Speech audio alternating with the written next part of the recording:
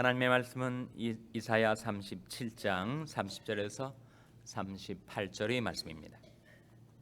왕이여, 이것이 왕에게 징조가 되리니 금년에는 스스로 난 것을 먹을 것이요 제2년에는 또 거기서 난 것을 먹을 것이요 제3년에 심고 거두며 포도나무를 심고 그 열매를 먹을 것이니이다.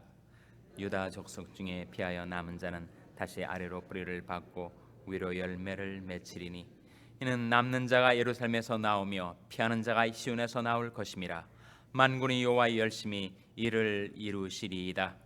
그러므로 여호와께서 아수르 왕에 대하여 가라사대 그가 이 성에 이르지 못하며 한 살도 이리로 쏘지 못하며 방패를 가지고 성에 가까이 오지도 못하며 흉병을 쌓고 치지도 못할 것이요 그가 오던 길 곧 그 길로 돌아가고 이 성에 이르지 못하리라. 나 여호와의 말이니라. 대저 내가 나를 위하며 내 종 다윗을 위하여 이 성을 보호하며 구원하리라 하셨나이다. 여호와의 사자가 나가서 아수르 진중에서 18만 5천인을 쳤으므로 아침이 일찍이 일어나 본즉 시체뿐이라. 이에 아수르 왕 사느립이 떠나 돌아가서 니느웨에 거하더니. 다 같이 읽으시겠습니다. 자기 신 니스록의 묘에서 경배할 때 그 아들 아드람멜렉과 사레셀이 그를 칼로 죽이고 아라랏 땅으로 도망한 고로 그 아들 에살핫돈이 이어 왕이 되니라. 아멘. 할렐루야. 저희 평강이 복을 기원하는 마음으로 샬롬 인사 나누시기 바랍니다. 샬롬. 샬롬. 수요 새벽 기도에 잘 나오셨습니다. 오늘 수요 예배가 저녁 7시 반에 본당에서 드려지게 되겠습니다. 김명도 집사님 부친 김관영 장로님이 어제 향년 98세로 소천을 하셨습니다. 입관 예배가 이번 주 금요일 저녁 6시에 서부장로교회에서 있게 되겠습니다. 유족들을 위해서 기도해 주시기 바랍니다. 오늘 본 말씀 이사야 37장 33절 말씀 한번 같이 읽겠습니다. 33절 말씀 다시 한번 같이 읽겠습니다. 시작.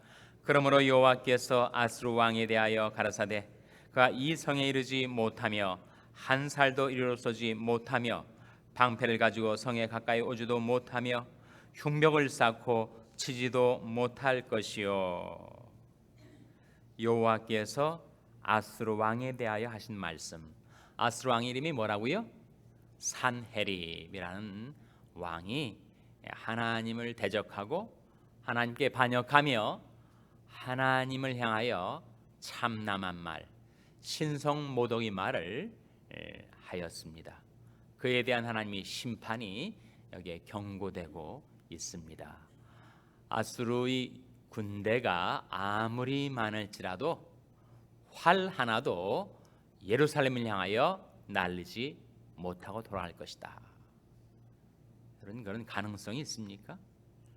강대국 아수르가 약소국 유다 나라를 침략해 들어와서 18만 5천 명이 넘는 많은 군대가 그 성을 꽁꽁 에워싸고 그저 이제 왕의 진경 명령만 떨어지면 그야말로 쑥대밭으로 예루살렘 성을 함락시킬 수 있을 텐데 어떻게 아수르 군대가 활 하나도 예루살렘을 향하여 날리지 못하고 패퇴하고 자기 땅으로 돌아갈 수가 있을까? 그것은 사실상 불가능에 가까운 일이죠. 근데 하나님 이렇게 말씀하신 것입니다. 하나님이 하신 말씀이 33절 다시 보시면 그러므로 여호와께서 아수르 왕에 대하여 가라사대 그가 이 성에 이르지 못하며 한 살도 이리로 쏘지 못하며 방패를 가지고 성에 가까이 오지도 못하며 흉벽을 쌓고 치지도 못할 것이요. 34절 말씀 같이 읽겠습니다. 시작. 그가 오던 길 곧 그 길로 돌아가고 이 성에 이르지 못하리라. 나 여호와의 말이니라. 누구의 말씀이라고요? 하나님의 말씀. 하나님이 말씀하신 대로 되는 것이죠. 하나님의 말씀은 창조의 말씀, 구원의 말씀, 심판의 말씀이어서 하나님이 말씀하시면 그대로 이루어지는 것입니다. 하나님이 말씀하고 우리 말하고 차이가 바로 그것이죠. 우리 말에는 능력이 없습니다. 하나님의 말씀에는 천지를 창조하시던 능력이 있어요. 우리 말은 신실성이 없죠. 시건을 잘합니다. 그러면 시간은 말 그대로 말을 먹는 거예요. 자기가 내뱉고 독을 삼켜 버려서 전혀 말에 실효성이 없고 신실성이 없는 것이 우리 말의 문제인데, 하나님이 말씀하시면 하나님은 반드시 말씀하신 바를 이루십니다. 실행하세요.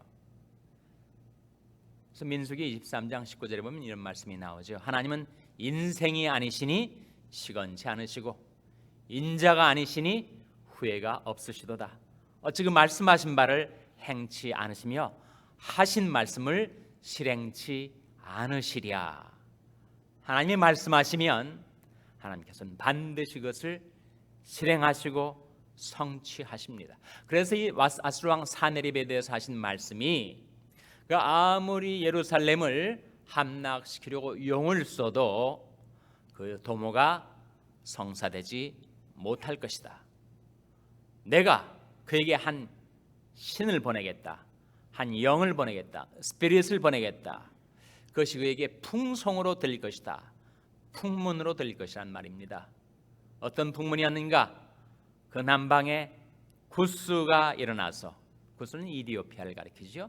이디오피아 군대가 일어나서 이 아수르를 치러 올라올 것이다 라는 풍문이 들리자 황급하게 사네립이 자기 군대를 회군시켜 가지고 아수르로 돌아갈 것이다.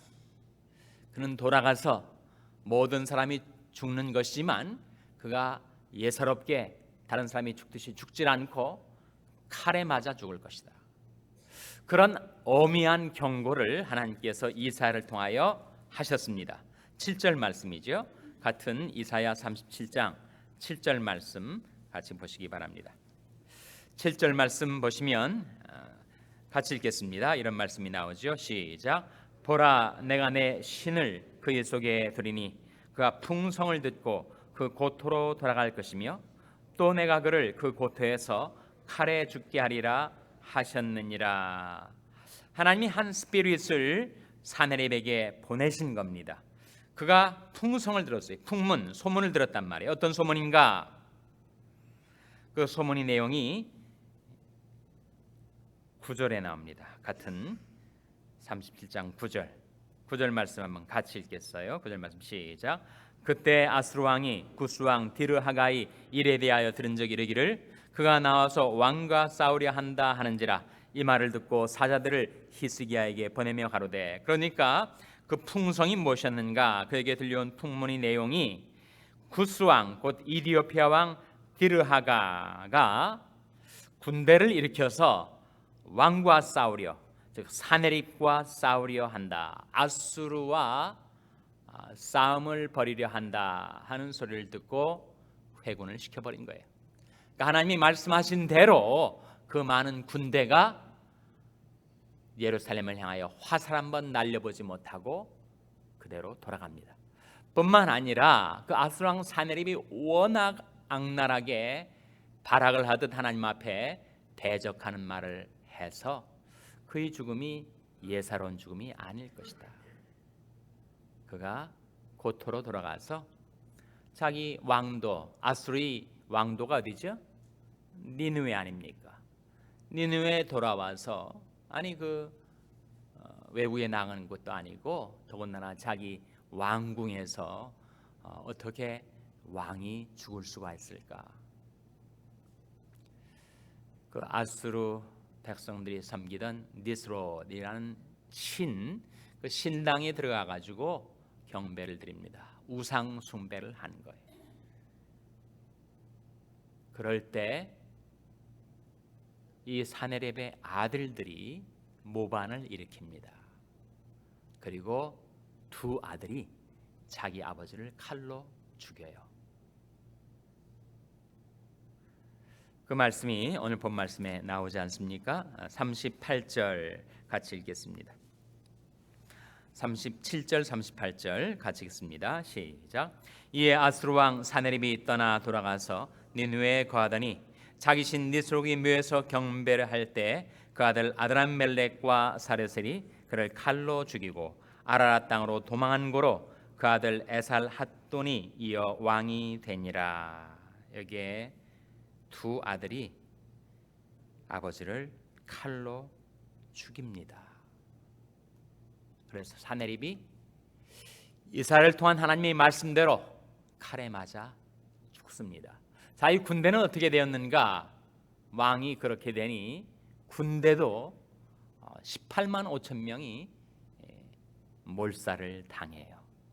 바로 그 앞선 구절에 나오지 않습니까? 36절 보시면 이런 말씀이 나오죠. 36절 말씀 같이 읽겠습니다. 시작.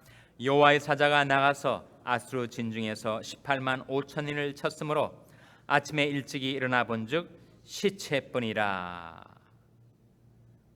누가 나가서 사람들을 쳤다고요? 누가? 여호와의 사자. 여호와의 사자가 나가서 아수르 진중에서 18만 5천 명, 엄청나게 많은 군사죠. 어떻게 한 천사가 이렇게 많은 사람들을 죽일 수 있을까? 천사에게는 그런 권능이 있습니다. 근데 실제로 역사가 헤로도투스라든지 또는 유대 역사가 조세푸스의 기록에 보면 이 아수르가 급격하게 군대가 몰살을 당한 기록이 나오는데 과연 이것이 어떻게 가능했을까? 성경은 그것이 하나님의 역사라고 여호와의 사자가 친 거라고 말씀하고 있는데 어떻게 그 많은 군대들이 이렇게 몰살을 당하듯 죽을 수가 있을까? 갑자기 엄청난 천재가 일어나서 자연 재앙이 밀어닥쳐서 이렇게 많이 죽은 것일까? 아니면 전염병이 창궐해서 흑사병이 돌아가지고 이렇게 많은 사람들이 죽어가는 것인가? 그것은 알 수가 없습니다. 추정을 할 뿐이죠. 그러나 성경은 분명히 그것은 여호와의 사자의 심판의 결과였다라고 말씀하고 있습니다. 그래서 그 예루살렘, 유다, 히스기야 왕 그야말로 아수르에 비해서 상대가 되지 않았는데 아수르는 왕도 죽고 군대도 죽고 그리고 그 전쟁에서 패배하여 물러갔지만 히스기야, 예루살렘, 유다 백성들은 하나님의 구원으로 살아남았다. 그 모든 것이 하나님이 하신 말씀대로 이루어진 것이다. 내 입에서 나는 말도 헛되이 내게로 돌아오지 아니하고 나의 뜻을 이루며 나의 명하여 보낸 일에 형통하리라. 하나님이 말씀을 하시면 하나님 그 말씀하신 바를 반드시 실행하시고 뜻하신 바를 성취하실 뿐만 아니라 하나님이 입에서 나온 말씀 자체가 능력이 있어서 그 말씀이 줄다람칠 때 그 말씀이 운행할 때 그 말씀대로 모든 사건과 현상이 그대로 이루어져 간다. 여호와의 말씀에 내 입에서 나가는 말도 헛되이 내게로 돌아오지 아니하고 나의 뜻을 이루며 나의 명하여 보낸 일에 형통하리라. 하나님의 말씀에는 그 하나님의 신실하심과 능력 많으심이 있어서 그대로 이루어진다 하는 거죠. 그래서 우리가 성경을 읽을 때 우리는 하나님의 말씀을 대하게 되고 그 말씀은 두 가지의 성격을 지니고 있습니다. 하나는 약속이고 하나는 경고예요. 그러니까 하나님을 대적하는 자에게는 하나님께서 심판의 경고를 바라십니다. 그리고 그 경고대로 심판이 이루어지죠. 그러나 하나님을 경외하고 하나님을 신뢰하는 자에게는 약속을 주십니다. 그리고 약속하신 대로 하나님께서 하나님의 백성들을 위하여 구원의 역사를 이루어 주시죠. 그래서 우리가 성경을 읽을 때 하나님의 말씀을 대할 때 하나님의 말씀이 내게 무슨 약속을 주시는가? 어떠한 경고를 내게 바라시는가 주목하셔야 됩니다. 말씀을 건성으로 읽지 않고 한 말씀 한 말씀 속에서 하나님께서 내게 어떤 약속과 희망을 주시고 어떤 책망과 경고를 주시는가를 우리가 잘 들어야 하죠. 은혜로 주신 새의 삶을 살아가는 가운데 우리가 붙들기로 원하는 한 약속이 있습니다. 올해 12달 365일 삶을 살아갈 때 내게 주시는 한 약속, 여러분이 그 약속을 마음속에 간직하고 그 말씀을 의지하여 사신다면 복되고 형통한 새해를 사실 수가 있을 것입니다. 바로 시편 37편 4절에서 6절에 나온 말씀입니다. 한번 찾아보시기 바랍니다. 시편 37편 4절에서 6절 말씀 우리 한번 찾아서 같이 읽겠습니다. 구약성경 827면 시편 37편 4절에서 6절 말씀 우리 찾아서 같이 읽겠습니다. 시편 37편 4절에서 6절 말씀입니다. 같이 읽겠습니다. 시작. 또 여호와를 기뻐하라. 저가 내 마음의 소원을 이루어 주시리로다. 너희를 여호와께 맡기라. 저를 의지하면 저가 이루시고 내 의를 빛같이 나타내시며 내 공의를 정오의 빛같이 하시리로다. 아멘.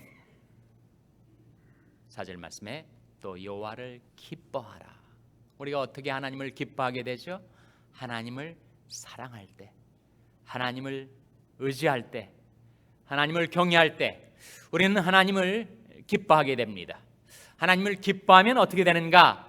그 기뻐하는 마음속에 드는 소원들을 하나님이 헤아리시고 이루어 주신다고 하셨어요.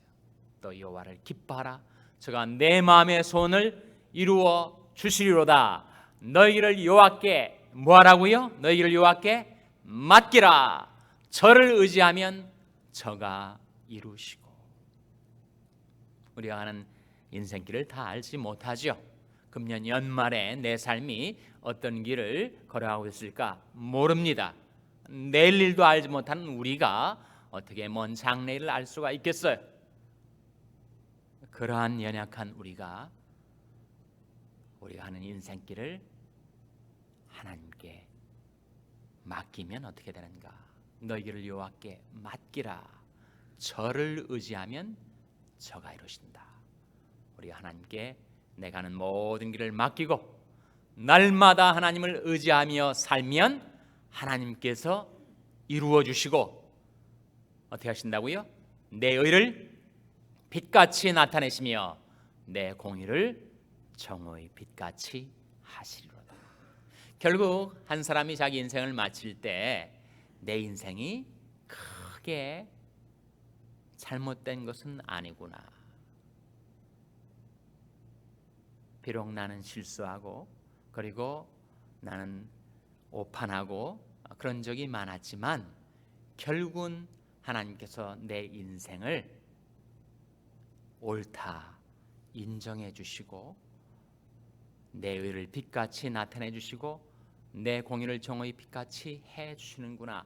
만일 그렇게 고백할 수 있다면 죽음의 침상에서 자기가 살아온 온 생애를 되돌아보면서 비록 나는 부족했지만 하나님께서 은혜로 채우셔서 결국 내 삶이 크게 부끄럽지 않은 삶을 살아온 것이구나 라고 고백할 수 있는 인생은 정말 성공한 인생 아니겠습니까?